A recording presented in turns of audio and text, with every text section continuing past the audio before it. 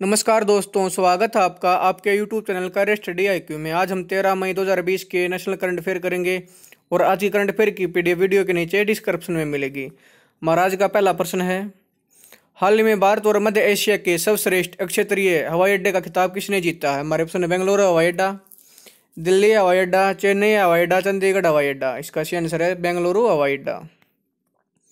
बेंगलुरु के केम्पेगौड़ा अंतर्राष्ट्रीय हवाई अड्डे ने भारत और मध्य एशिया का सर्वश्रेष्ठ क्षेत्रीय हवाई अड्डे होने के लिए इस साल का स्काई टार्क्स पुरस्कार जीता है। इस एयरपोर्ट को ग्राहकों द्वारा वर्ष 2020 के वर्ल्ड एयरपोर्ट अवार्ड्स में पिछले 4 साल में तीसरी बार भारत और मध्य एशिया के सर्वश्रेष्ठ क्षेत्रीय हवाई अड्डे के रूप में वोट दिया गया था। यह पुरस्कार 6 महीने की सर्वेक्षण अवधि के दौरान इन हवाई अड्डे पर 100 से अधिक देशों के ग्राहकों द्वारा किए गए हवाई अड्डा परीक्षण प्रश्नावली के बाद दिया जाता है। इस सर्वेक्षण में हवाई अड्डे की सेवा के दौरान ग्राहक अनुभव और प्रवेश द्वार पर प्रस्थान के माध्यम से चेक इन, आगमन, स्थानांतरण, खरीदारी, सुरक्षा और आवर्जन के प्रमुख मानदंडों के आधार पर मूल्यांकन किया जाता है। कर्नाटक की राजधानी है बेंगलुरु। कर्नाटक के राज्यपाल हैं वजुभाई वाला और कर्नाटक के मुख्यमंत्री हैं VS येदियुरप्पा। हमारा अगला प्रश्न है,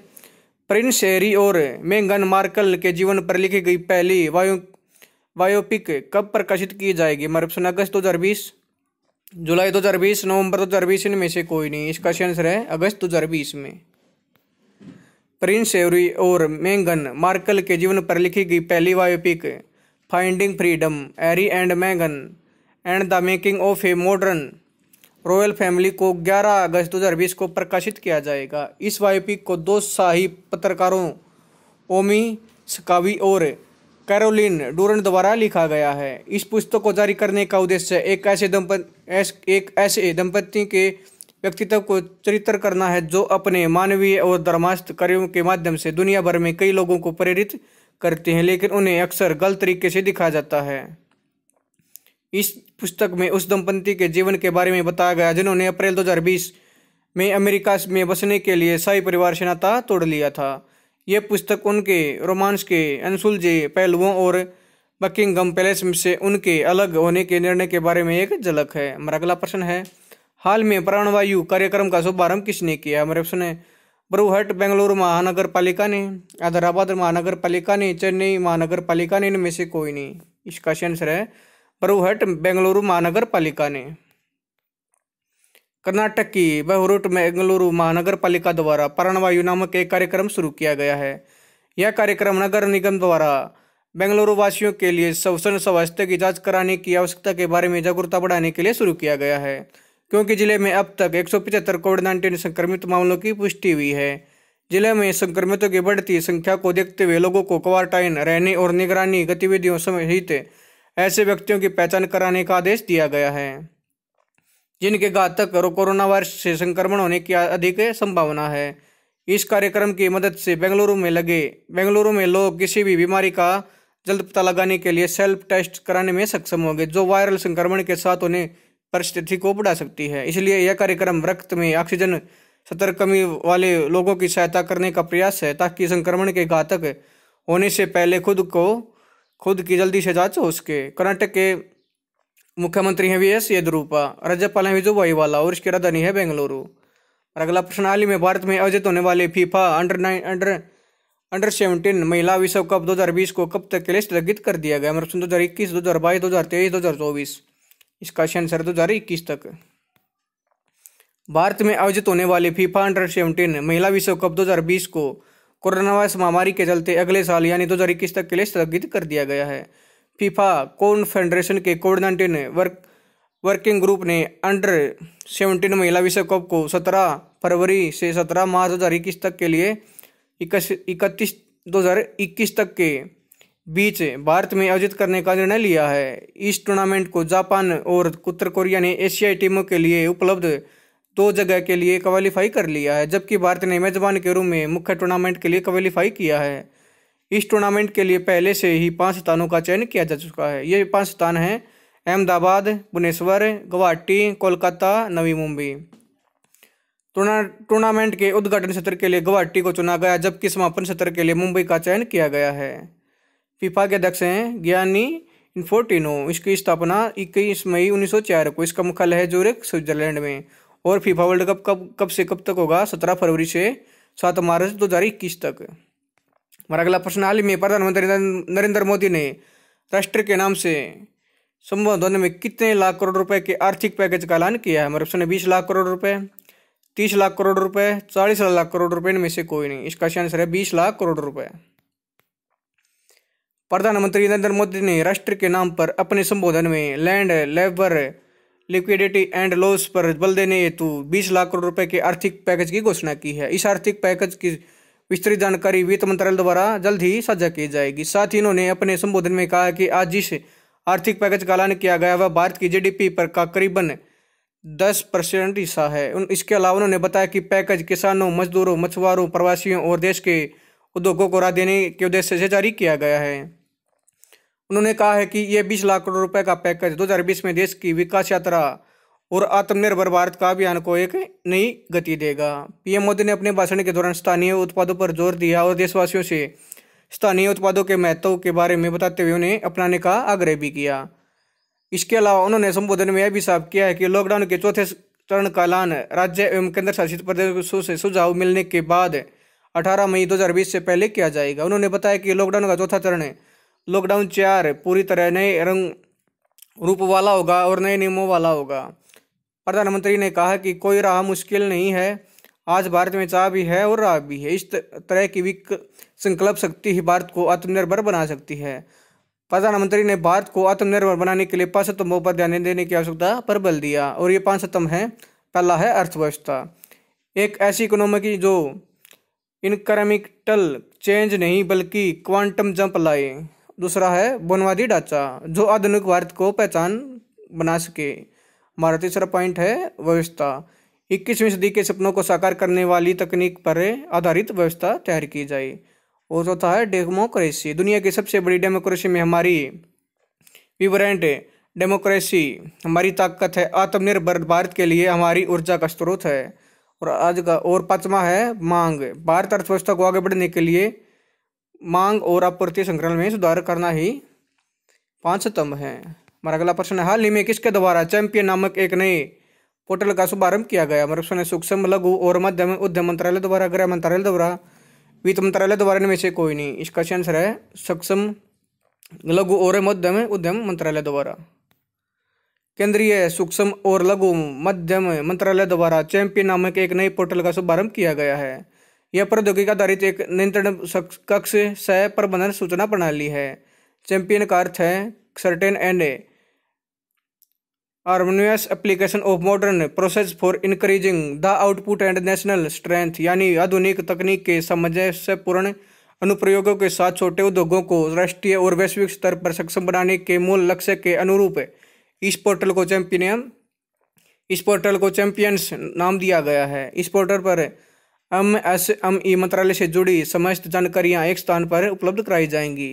चैंपियन पोर्टल को टेलीफोन, इंटरनेट और वीडियो कॉन्फ्रेंस जैसे आईसीटी टूल्स पर सक्षम बनाया गया है, जिसका मुख्य उद्देश्य भारतीय एमएसएमई को राष्ट्रीय और वैश्विक स्तर पर सक्षम बनाने, गुणवत्ता हासिल करने और प्रशासनिक बाधाओं को दूर करने में मदद करना है। इसके अलावा इस पोर्टल का उद्देश्य विभिन्न इकाइयों की शिकायतों को हल करना, उन्हें प्रोत्साहित करना, सहयोग और मदद करके उन्हें छोटी इकाइयों को से बड़ा बनाना है। इस पोर्टल को आर्टिफिशियल इंटेलिजेंस, डेटा एनालिटिस्ट और मशीन लर्निंग के साथ साथ भारत सरकार की मुख्य केंद्रीकृत लोक शिकायत निवारण और निगरानी प्रणाली के साथ सीधे जोड़ा गया है। पोर्टल के एक हिस्से के रूप में सूचना प्रणाली में कंट्रोल रूम का एक network hub and spoke model में बनाया गया है, जो नई दिल्ली में एमएसएमई सचिव के कार्यालय में स्थित है, जबकि राज्यों के मंत्रालय के विभिन्न कार्यालयों को इससे जोड़ा गया है। केंद्रीय सूक्ष्म, लघु और मध्यम उद्योग मंत्री हैं नितिन जयराम गडकरी और राज्य मंत्री हैं प्रताप चंद्र सारंगी। हमारा अगला प्रश्न है, हाल ही में नॉन इन्वेसिव वेंटिलेटर स्वस्थ वायु किसने विकसित किया? हमारे ऑप्शन है CSIR, NAL, DRDO, इनमें से कोई नहीं। इसका आंसर है ए एंड बी दोनों। बेंगलोर स्थित CSIR राष्ट्रीय एरोस्पेस प्रयोगशाला द्वारा कोविड-19 मरीजों के इलाज के लिए एक इन्वेसिव VIBAP वेंटिलेटर स्वास्थ्य वायु विकसित किया गया है। गैर इन्वेसिव की अनूठी विशेषताओं द्वारा यह स्वास्थ्य वायु VIPAP वेंटिलेटर वायरस फैलाने के खतरे को कम करने में मदद करेगा।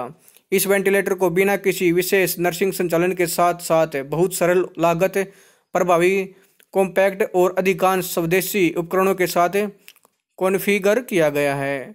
VIBAP गैर इन्वेसिव वेंटिलेटर स्वास्थ्य वायु के बारे में। गैर इन्वेसिव वेंटिलेटर स्वास्थ्य वायु माइक्रो कंट्रोलर आधारित एक सटीक क्लोज्ड लूप अनुकूली नियंत्रण प्रणाली है। इसमें एक built in biocompatible 3D printed manifold and coupler लगा है जो अत्यधिक कुशल पार्टिकुलेट एयर फिल्टर के साथ आता है। यह वेंटिलेटर वार्ड शिफ्ट किए गए अस्पताल, डिस्पेंसरी सहित घर में भी कोविड-19 मरीजों के उपचार के लिए आदर्श है। और अगला प्रश्न, हाल ही में मनमीत सिंह वालिया का निधन कितनी वर्ष की आयु में हो गया? हमारे सुनो 58 वर्ष, 60 वर्ष, 65 वर्ष में से कोई नहीं। इसका आंसर है 58 वर्ष। भारत के पूर्व राष्ट्रीय टेबल टेनिस चैंपियन मनमीत सिंह का निधन हाल ही में 58 वर्ष की आयु में हो गया है। वे 1989 में हैदराबाद में हुए पुरुष सिंगल फाइनल में एस श्रीराम को हराकर राष्ट्रीय चैंपियन बने थे। उन्होंने 1980 में एशियाई चैंपियनशिप में पदार्पण करने के बाद कई अंतर्राष्ट्रीय कार्यक्रमों में भारत का प्रतिनिधित्व भी किया था। और अगला प्रश्न, हाल ही में किस संस्थान ने इलेक्ट्रॉनिक गेट्स को सैनिटाइज करने के लिए दरयुवस कैबिनेट विकसित किया है? हमारे option DRDO, NTPC, IIT Madras में से कोई नहीं। इसका आंसर है DRDO ने।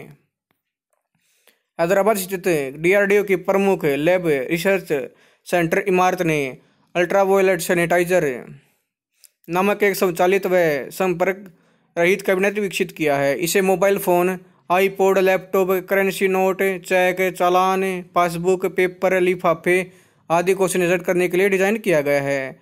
DRUVS कैबिनेट का संपर्क रहित संचालन किया जाएगा जो वायरस के प्रसार को रोकने के लिए बहुत महत्वपूर्ण है। सेंसर स्विच व दराज को खोलने और बंद करने की सुविधा इसके संचालन को स्वचालित और संपर्क रहित बनाती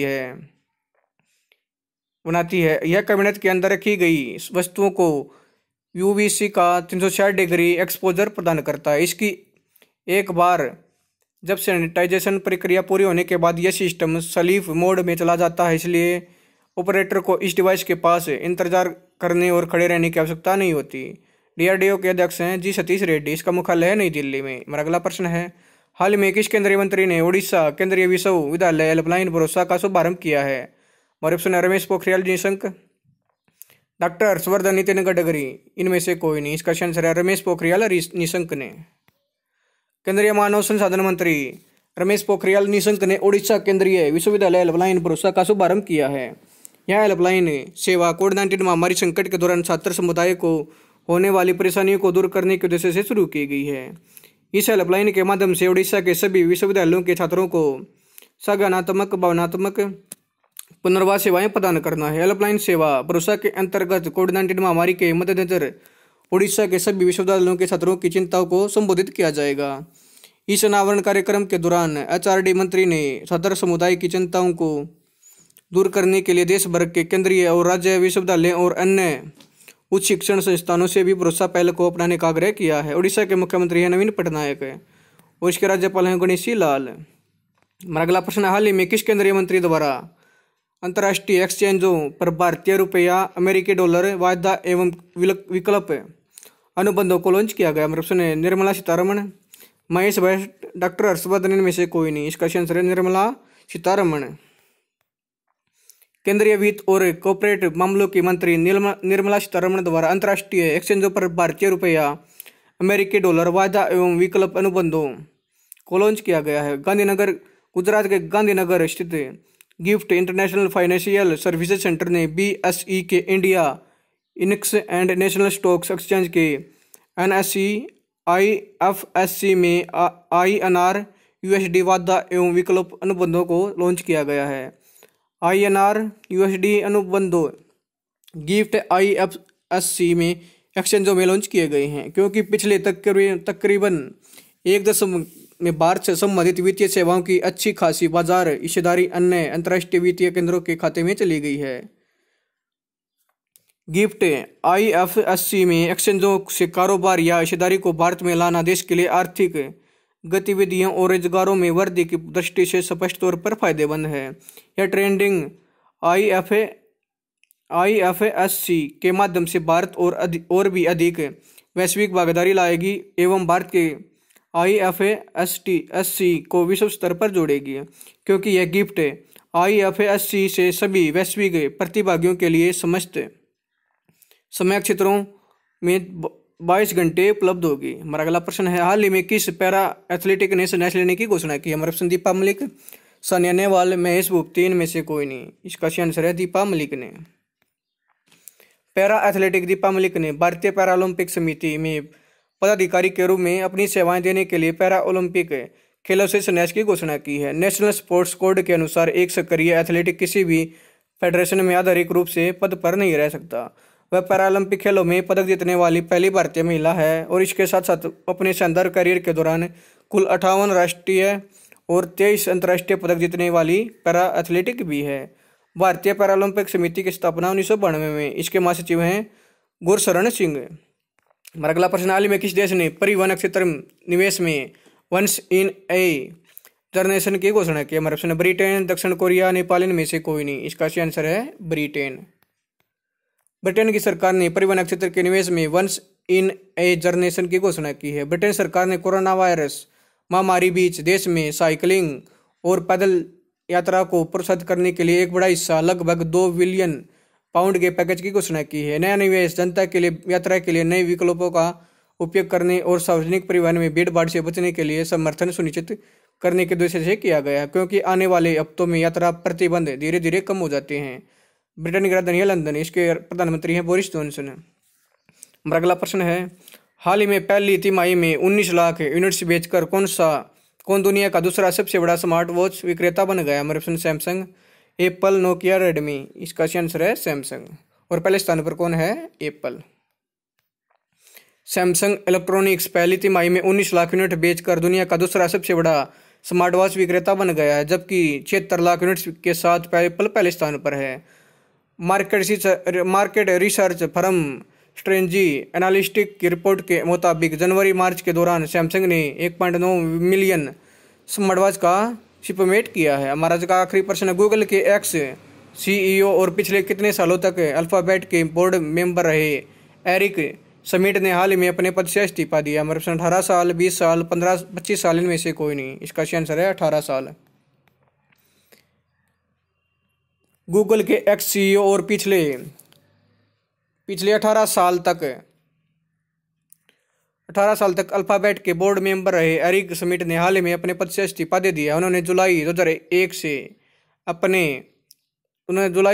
से अप्रैल 2021 तक कंपनी के मुख्य कार्यकारी अधिकारी के रूप में कार्य किया था। वे अप्रैल 2011 से जनवरी 2018 तक कार्यकारी अध्यक्ष भी रहे थे।